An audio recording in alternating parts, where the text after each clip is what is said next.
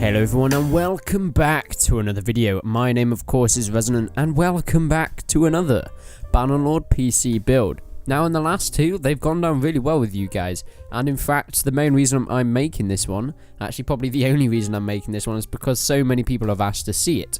Because they like these PC builds, and especially because Bannerlord is coming up soon, and I think these PC builds are going to be the best budget PC builds you can actually get for Bannerlord, and it's going to be really good, really fun. Now, the first one we had was the £400 PC build.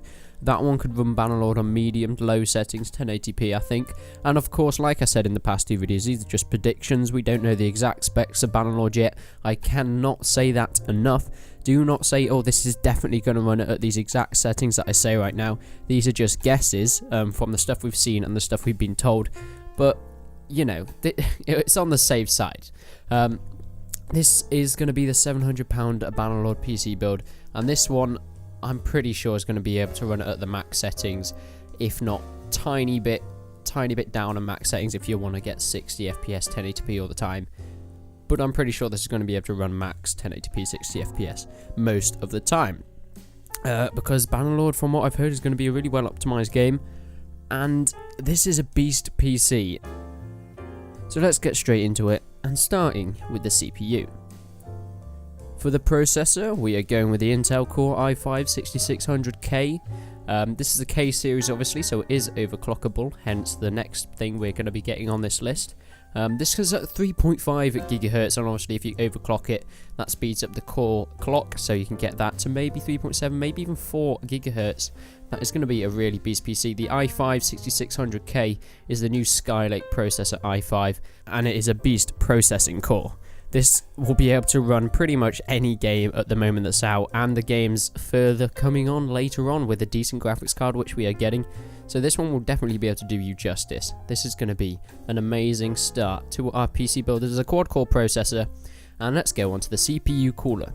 Like I said, the 6600K is the K series, which means it's very overclockable from Intel. So we're going with the Cooler Master Hyper 212 Evo. This is a good starter CPU cooler. I wouldn't recommend doing crazy overclocks with it, since it's just a starter air cooler. It's only 30 quid, well 32 quid, about $50. So I wouldn't recommend going crazy with this, but it's a good cooler, very well known, very popular, because Cooler Master are a very reliable brand, and I definitely recommend a reliable brand for these sorts of coolers, because if you're overclocking the cooler is not very reliable and it breaks, it's going to hurt your CPU a bit if you don't find out quickly. So Cooler Master, a very reliable brand. The 212 Evo is a very well known cooler, and so that's what we're going with for this CPU cooler, which will help you overclock your i5-6600K.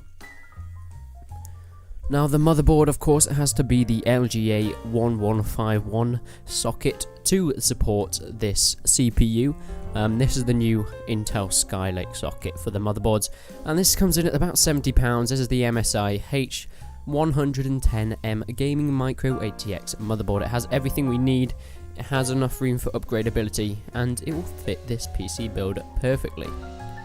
Now the next thing we are going with is the RAM, and this is going to be a bit of a sequence that you may have noticed. We're going, of course, with the Kingston HyperX Fury Black 8GB 2x4GB sticks.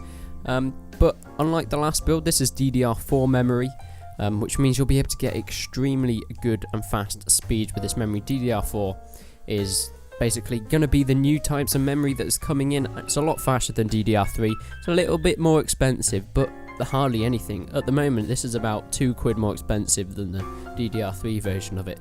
So that's a really good bargain you're getting there. Kingston HyperX Fury Black, had no problems with them. That's why I use it on practically all my builds, because it is very fast memory, very reliable, and at a very decent price as well. So that's what we're going with for the RAM. For storage, still going with a Western Digital Caviar Blue 1TB. This is of course 7200 RPM, which is about the standard for hard drives at the moment. It's about as fast as you can probably get as a standard hard drive that is 1TB. Now, obviously it's not an SSD. If you want to get an SSD, that will be an extra 40-50 quid to get a boot up drive, so you can boot up your computer really quickly and maybe put 1 or 2 games on there. But 1TB is completely fine. It's enough for everything you're going to need. Store your games, all your boot drives, all your music and everything like that.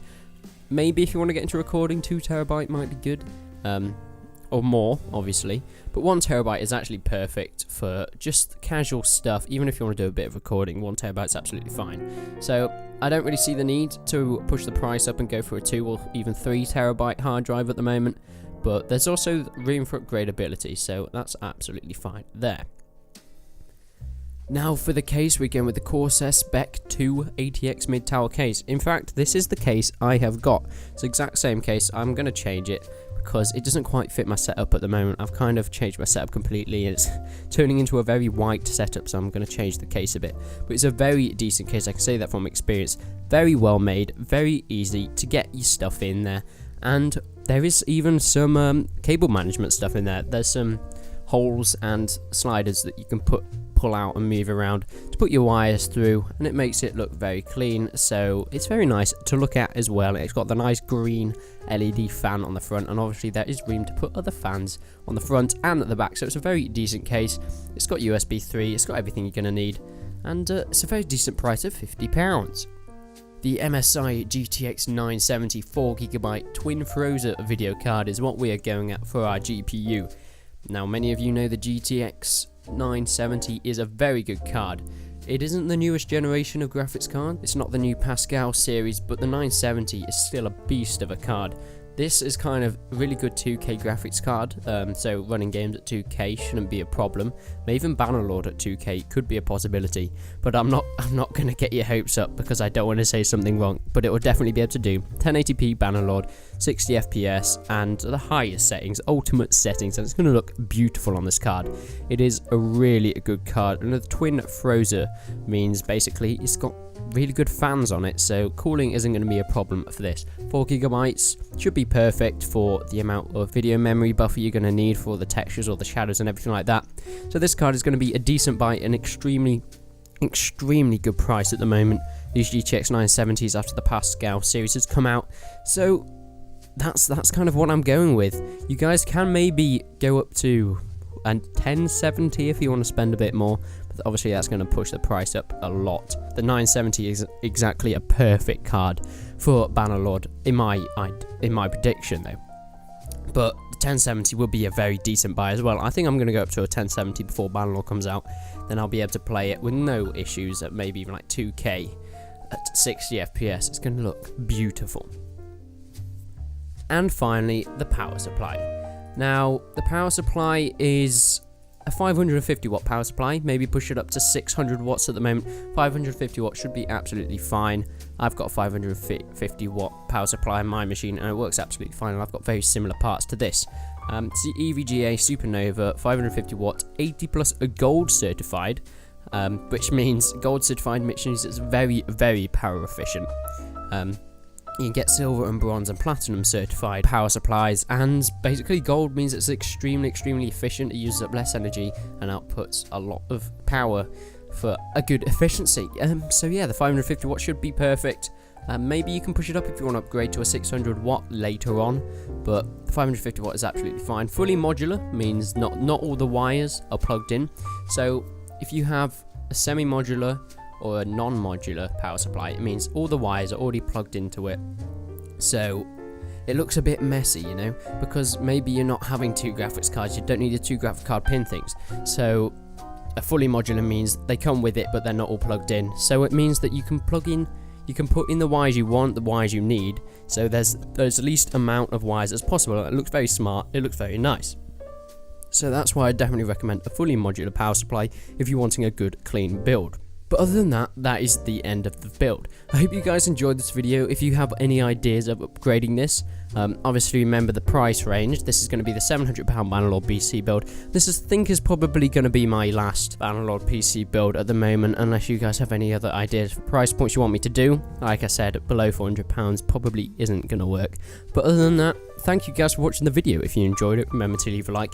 If you didn't, you know what to do. But subscribe to the channel for more Bannerlord content, updates, and especially on the new and upcoming mods of Bannerlord. Can't wait to see that stuff. But until then, I will see you in the next one.